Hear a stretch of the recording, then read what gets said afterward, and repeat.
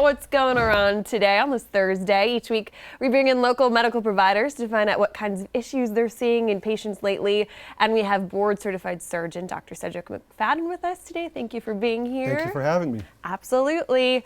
We're getting right to it. These late summer, early fall allergies, I'm suffering, or at least I think I'm suffering from those today, this week, I should say. But what are you seeing in patients coming in lately? So many folks are suffering right now. And what we find is that allergies represent conditions where you have an overactive immune system to any number of pollens or moth spores or anything like that in the environment. Very commonly seen right now. Folks will have sneezing, watery, itchy eyes, perhaps a cough, or even some congestion as well.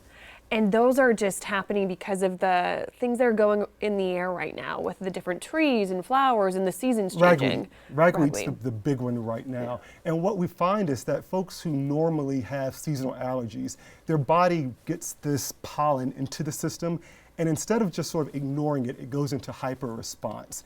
And so as a result of that, you have these histamines that are released, and the body then begins to having the itchy eyes and all the symptoms that you're having right now. Yeah, that sounds about right. What are some of the best ways to treat allergies? So the first way is I like to prevent the allergies if we can. So we want to limit your exposure to them. You know, you should not be outside anywhere from 10 to 4 p.m. when the allergens are high. You're shaking your head. Okay. You should also perhaps make sure if you're riding in your car, roll your windows up, close the vents in the car, make sure you're vacuuming within the home. And if you're doing yard work, consider wearing a mask in that time. That's something you don't even think about. I mean, I take my dog for a walk in the morning, so that could be a culprit right there even. Absolutely. And the other thing that you can use, just simple, nasal rinses, steroid sprays within the nasal cavities, or either antihistamines or decongestants. Okay, good to know.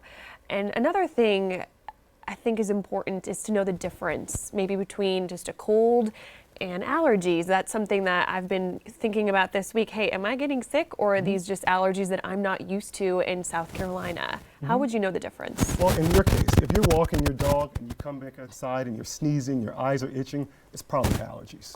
Okay? If you have perhaps clear mucousy drainage, that's probably allergies.